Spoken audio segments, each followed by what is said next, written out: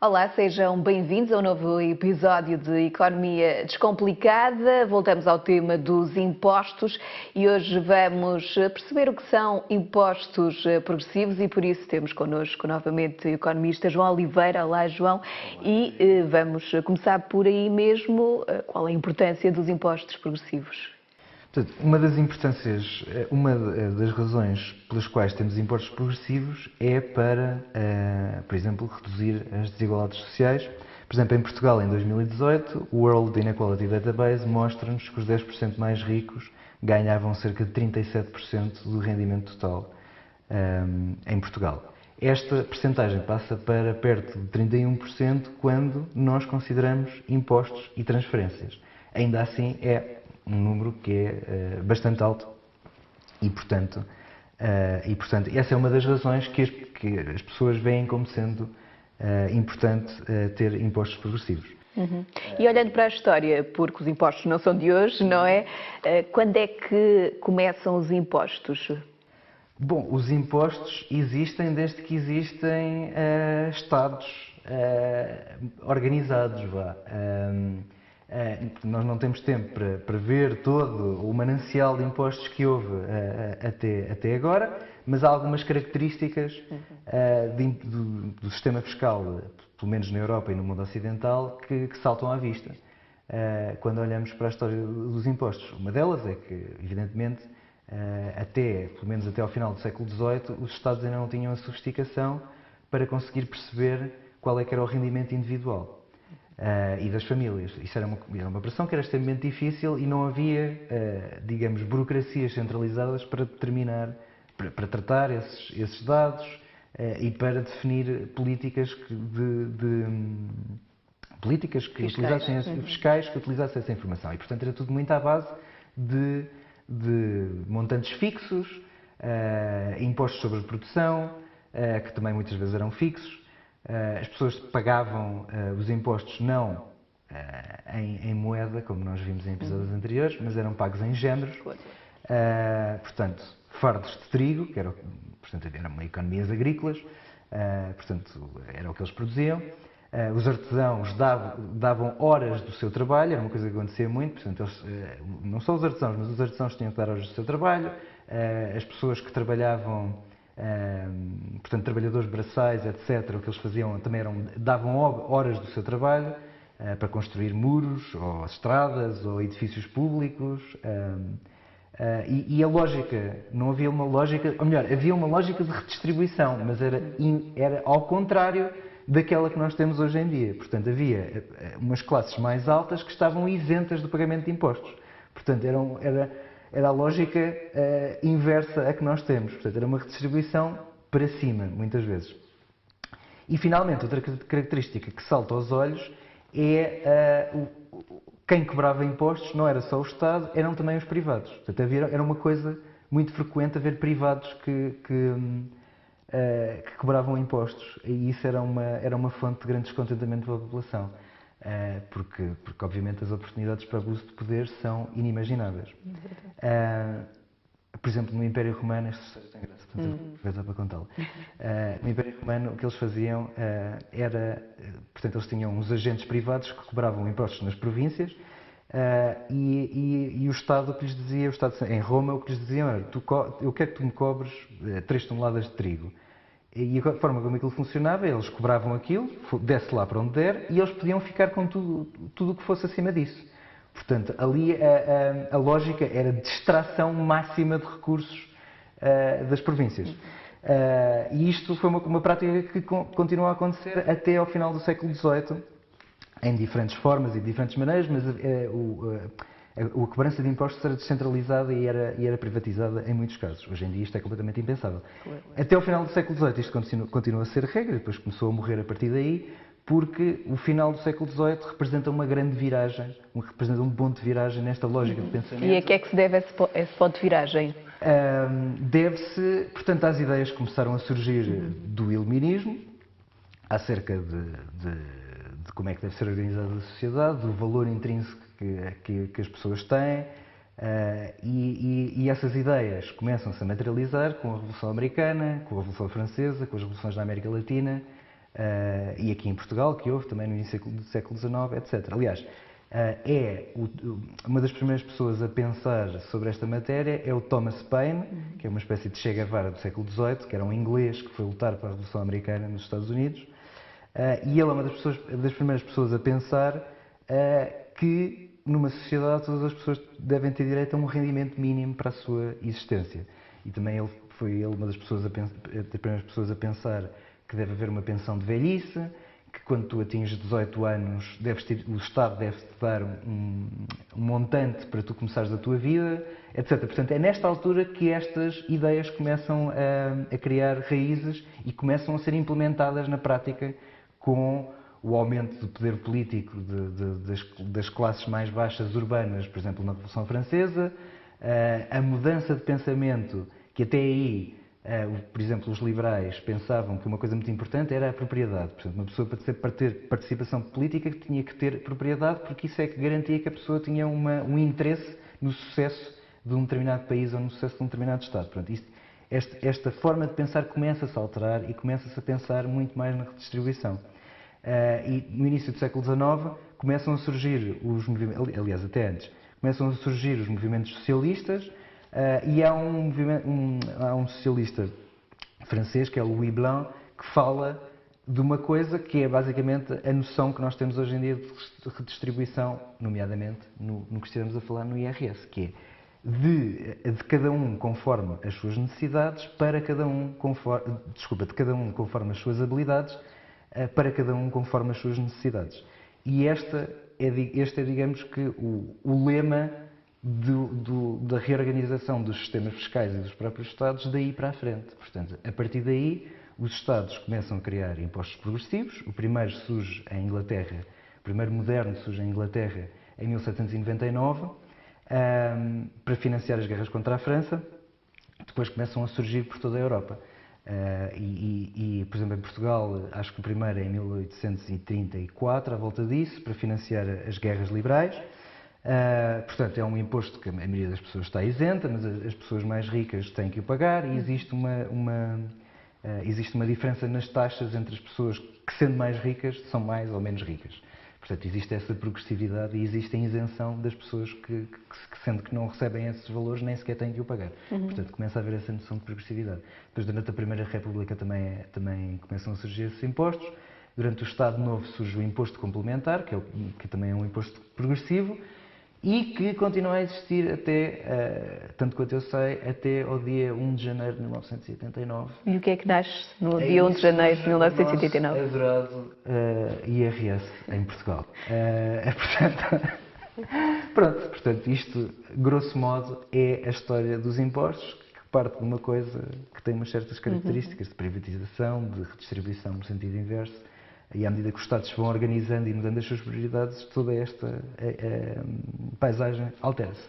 E surge então, como disseste, em 1989, o IRS. E como é que determinamos as taxas de IRS? Pronto, como nós vimos nos episódios anteriores,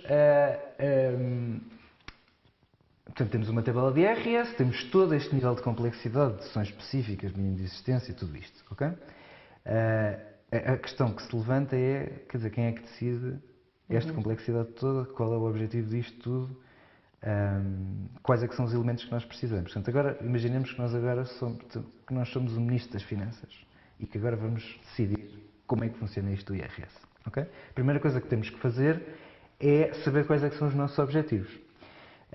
Um dos objetivos do imposto é recolher receita fiscal. Okay? Portanto, para tu saberes que receita é que vais recolher de um imposto sobre o rendimento, precisas ter noção de qual é que é a distribuição de rendimentos. E isto é uma coisa que é extremamente difícil de fazer. Portanto, tens que recolher informação sobre essa matéria. É mais fácil fazer no rendimento por conta de outra. É mais difícil de saber no caso de rendimentos do capital, porque podem estar... as pessoas podem ter obrigações que estão domiciliadas no estrangeiro. E, portanto, é muito mais... Portanto, há uma série de questões de reporte, mas tu tens que saber, para conseguires decidir isto de uma forma racional, tens que saber qual é que é a distribuição, senão podes estar a pôr taxas de imposto sobre pessoas que simplesmente não existem. Portanto, ou seja, Ou rendimentos que não existem. rendimentos que não existem, ou seja, estar a aumentar uma taxa de imposto para rendimentos de 3 milhões de euros, que não há ninguém no país que receba esse valor, portanto é completamente irrelevante estares a fazer isso. Portanto, tens que ter uma noção do que é que se passa.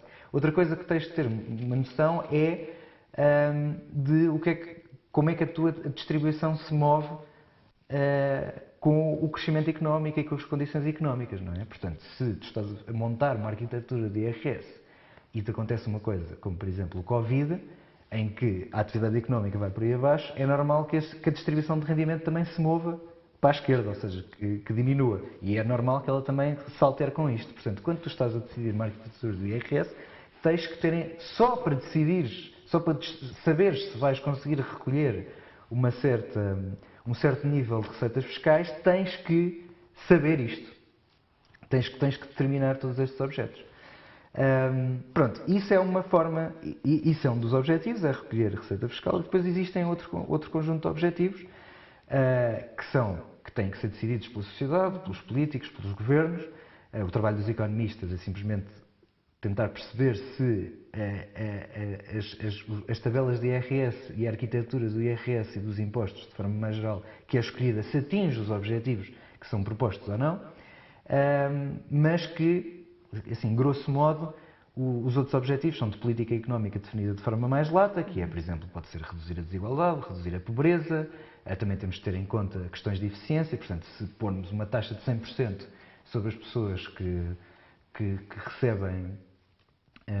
recebem muito, isto é uma forma de recolher receita fiscal, mas se calhar esse rendimento vai desaparecer, porque as pessoas vão desistir de trabalhar ou de poupar para obter esse rendimento, ou vão tentar fugir com esse rendimento para algum lado. Portanto, é preciso ter em conta todos estes elementos de combate às desigualdades, combate à pobreza, a questão da eficiência, portanto, garantir que ao estás a dividir muito o bolo, não matas o bolo. Exatamente. É o equilíbrio que é fundamental entre a receita que é necessária, não é, para o Estado, e depois também não afetar as pessoas ao nível salarial para que não caiam na pobreza extrema. Exatamente. Esse é um dos problemas que pode surgir, por isso é que é muito importante ter os dados sobre esta matéria e perceber exatamente o que é que os impostos estão a fazer, porque uma das coisas que pode acontecer é as pessoas ficarem em armadilhas de pobreza, nomeadamente os mais pobres que se tiverem taxas marginais muito altas, podem ter dificuldades em sair dessas armadilhas de pobreza. As taxas marginais que nós esclarecemos, aliás, o João é que esclareceu no episódio anterior, por isso é que é importante também quem nos está a escutar agora que possa ver os 2 episódios anteriores sobre o IRS, porque tem lá muitas taxas que são importantes para nós percebermos de que forma é que é tributado o nosso rendimento. Mas passando aqui então para a progressividade dos impostos, estamos aqui a falar sobre como nasceu o IRS, também este equilíbrio que é preciso haver na forma como é aplicado o IRS. Falamos, lá está, na progressividade dos impostos. Como é que essa progressividade funciona atualmente? Ok. Isto é uma questão muito complexa. Portanto, como tu falaste... Por isso é que estamos cá. Por isso é que estamos cá. É complexa no sentido... É fácil de responder. Sim. O problema é que não temos muitos dados sobre essa matéria. Portanto, nós vimos nos episódios anteriores que, em princípio, o IRS parece ser um imposto progressivo, porque as taxas, seja a marginal, seja a carga fiscal total das pessoas, aumentam, de certa forma, com o rendimento bruto que as pessoas recebem. A questão é que isto pode não acontecer depois na prática. Isto é na teoria para um caso muito específico de pessoas que são solteiras, vivem no continente, recebem só rendimentos do trabalho, mas depois existem outras. Não é? Depende da distribuição de como é que isto acontece na prática. Há muitas pessoas que recebem rendimento do capital, etc. Portanto, temos que olhar para os dados para perceber se de facto as pessoas que recebem mais têm uma taxa maior. Ora, podemos ver aqui neste gráfico, o que este gráfico mostra é, no eixo horizontal, mostra o rendimento das pessoas, bruto, supostamente, e no eixo vertical mostra-nos basicamente as taxas. Vamos centrar aqui nas barras pretas deste gráfico, para as pessoas que apenas nos estão a ouvir, estas barras pretas, de grosso modo, vão subindo. O que é que são estas barras pretas? São a percentagem de impostos devidos sobre o rendimento bruto por intervalo de rendimento. Isto são estatísticas que vêm da autoridade tributária. Portanto, o facto de elas irem subindo quer dizer que quanto mais rico tu és, quanto mais tu recebes, maior é a tua carga fiscal, maior é o imposto que tu pagas.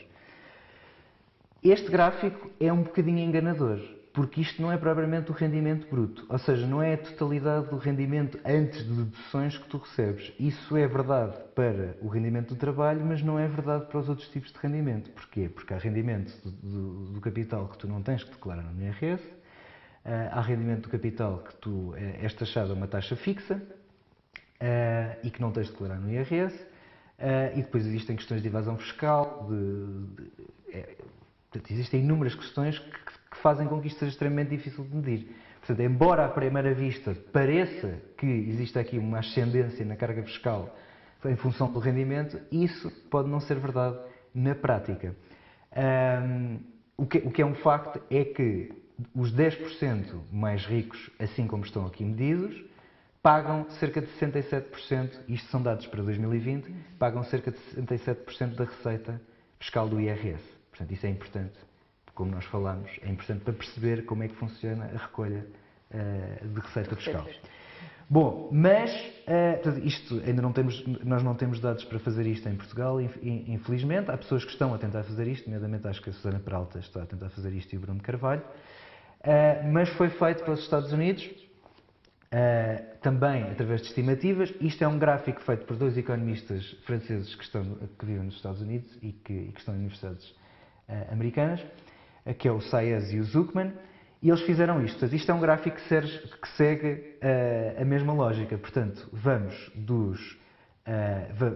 dos rendimentos mais baixos até aos 400 mais ricos nos Estados Unidos. E por mais ricos, eu entendo como sendo as pessoas que recebem o maior rendimento. Como podes ver neste gráfico, começamos ali de taxas próximas dos 25% para os mais pobres. Aquilo vai subindo de forma mais ou menos irregular, chega ali um máximo entre o percentil 99,9% e depois cai abruptamente. Portanto, os 400 mais ricos pagam uma taxa de imposto que é menor do que a taxa de imposto média dos mais pobres. E porquê? Okay?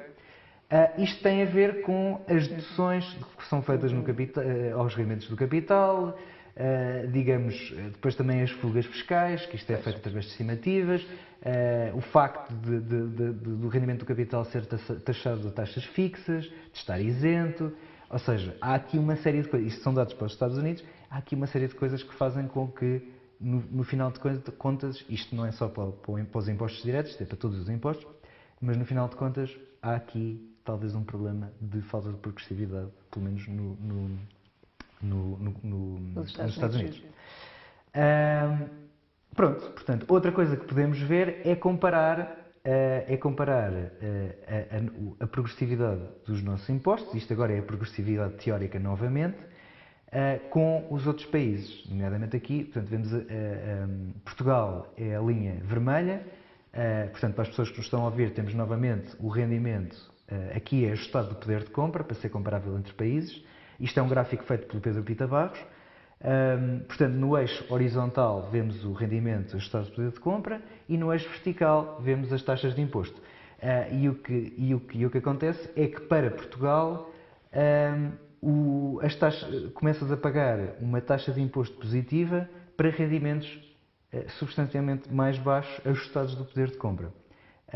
Por exemplo, para a Holanda, isto começa para rendimentos mais altos. Portanto, só começas a ter uma carga fiscal mais alta a partir de um rendimento ajustado do poder de compra mais alto.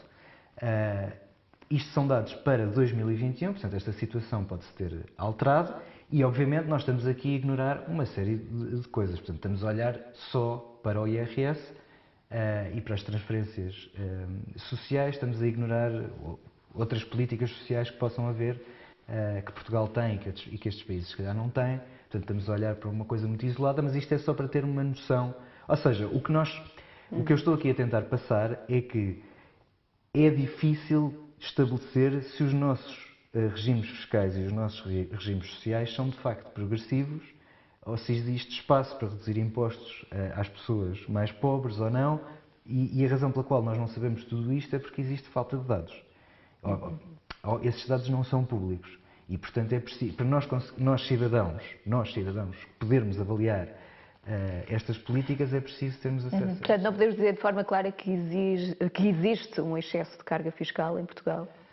É difícil, quer dizer, é difícil, nós podemos, é difícil é ter qual é que é a bitola do excesso de carga fiscal e quem é que tem essa carga fiscal. Pode perfeitamente acontecer que os mais ricos em Portugal tenham uma carga fiscal mínima por imensas razões, porque fogem aos impostos na prática, ou não, eu não estou a dizer aqui que ninguém foge aos impostos, estou a dizer que isto é uma possibilidade. O que eu estou a dizer é que nós não sabemos porque não conseguimos avaliar isso. Pelo menos nós, o público, o Ministério das Finanças, se calhar sabe isto, mas nós, os académicos e o público, temos dificuldade em determinar isto. Portanto, era importante que houvesse um debate sobre esta matéria e que se fizessem mais estudos sobre esta matéria. E fica esse apelo a fechar este novo episódio sobre os impostos progressivos, mas aproveito também para o convidar a assistir aos episódios anteriores, que são fundamentais para percebermos o que é isto do IRS, como é que aplicamos as taxas, como é que calculamos. Por isso, se puder, se quiser, assista aos outros episódios. Quanto a nós, até breve.